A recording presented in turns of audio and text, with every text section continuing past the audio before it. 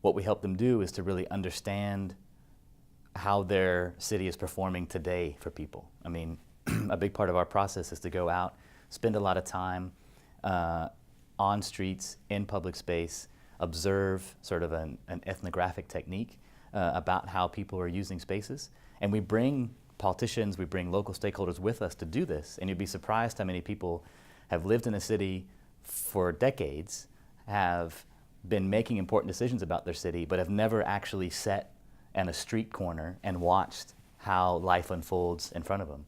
So that process of really paying attention, really being quite thoughtful about observation, we find helps people sharpen their focus and make a vision that's much more rooted in the culture and context of their place. And that's basically the starting point for a process that will hopefully lead to a vision that can be bold, but also can change over time and sort of adapt to that rapidly evolving urban culture. Iterative placemaking is tied to this notion of that the city's never finished, the city is a process, and there is no right answer. So what we have to do is go out and try something, test something that we think will work, that will change the way that people use a street or a space, or invite people to spend more time, or invite people to walk, or to bring their kids or family to a part of the city they wouldn't otherwise go to.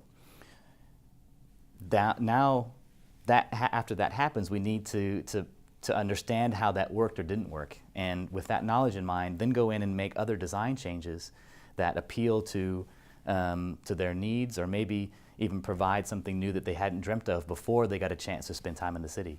So that iterative approach of really like always learning from a design that then you refine a bit based on how it's used, that then you see how it's used and refine based on that use, is, I think, the way cities have to grow in the future. We don't have, with finite resources, finite time, and finite funding, we don't have the luxury of taking 5 years to make some big plan that takes 15 years to implement, because culture is evolving too quickly.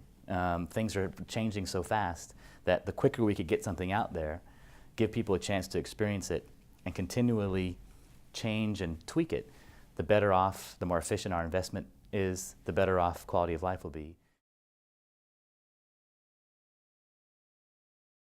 When we began to look at Mar del Plata, or a lot of the cities we work with, we think about that distribution of space and how it's appropriated. And what we found on an average street in downtown Mar del Plata, you'd have 70% of all the movement along a street actually relegated to only 30% of the total street section. Whereas the car took up only 7% of the total movement, but dominated 70% of the space. So it's that same situation where, yes, we understand that cars are bigger than people, but there's just something not right with that distribution of space. It's just not equitable. Sounds very obvious and very straightforward, but ironically, very rarely practiced. You know, it's if you talk to the typical architect or engineer, they begin by drawing a shape or a form on a piece of paper. And maybe if we're lucky, they might be thinking about mobility or traffic congestion. And then sort of at the end of it, you know, they might put a lot of people in their collage. But we like to flip that process around, basically, and say, let's begin with movement patterns. Let's begin with people's behavior. Let's understand the culture of this place. And once we really understand how that works, now let's begin to shape spaces, streets, infrastructure, traffic patterns around that use, taking into account projections of how that use might change. Then finally, now let's put in buildings and masses and forms that allow that space to really flourish in a way that contributes to the life that we want to have.